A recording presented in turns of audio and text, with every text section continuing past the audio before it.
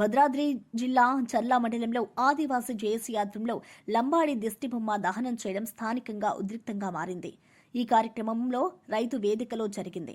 ఈ సందర్భంగా సుప్రీంకోర్టులో ఎమ్మెల్యే తెల్లం వెంకటరావు దాఖలు చేసిన పిటిషన్పై చర్చించారు.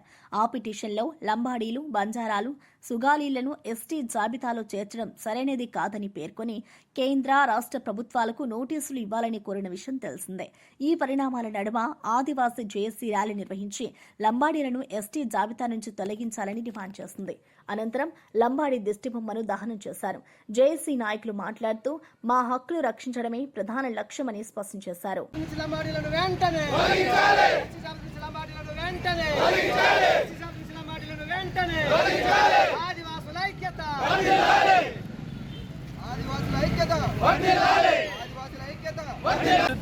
మా నినాదం ఒకటే, మాకు అన్యాయం జరుగుతుంది.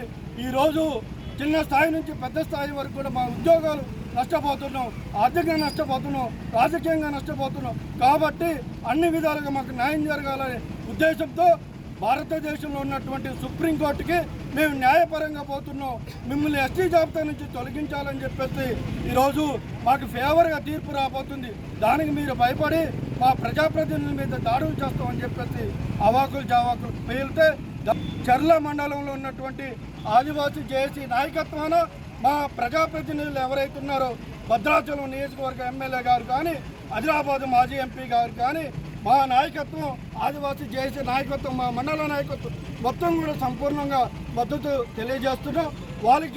వాళ్ళ మీద చీమైన గీతగాని పడితే మా నాయకత్వం మొత్తం కూడా మీ లంబాడి తండాలు మొత్తం కూడా తగలబెట్టడానికి కూడా సిద్ధంగా ఉన్నాం. ఈ తాళపేరు గోదావరి ఉపనిధులు సాక్షిగా ఇదే మీకు శపథం ఇస్తున్నాం.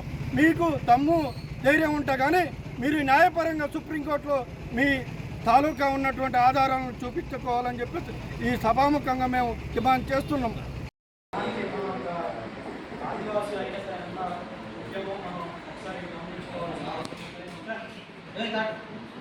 అందరం ఒక దాంట్లో ఉండి చేయూతను అందిస్తూ ఆదివాసీ విద్యార్థులకు కానీ, ఇంకా ఆదివాసీ హక్కులు తెలవనోళ్ళు కూడా ఎంతోమంది ఉన్నారు.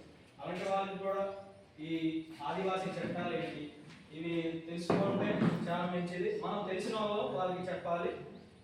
అలాగే ఏవిఎస్పి ఆధ్వర్యంలో గత ఒక 5 సంవత్సరాల క్రితం సుప్రీంకోర్టులో కూడా కేసు వేయడం జరిగింది లంబాడ్స్ మీద.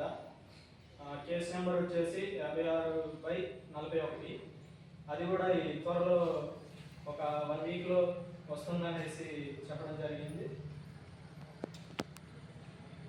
ముందున్న అవకాశాన్ని అధ్యక్షులు వారు మన ఎప్పటి నుంచి ఉన్నాము, అసలు ఈ అడవిలో ఈ ఊర్లు ఏర్పడటానికి కారణం ఎవరనేది కూడా మనం తెలియజేయాల్సిన అవసరం ఆసన్నమైంది.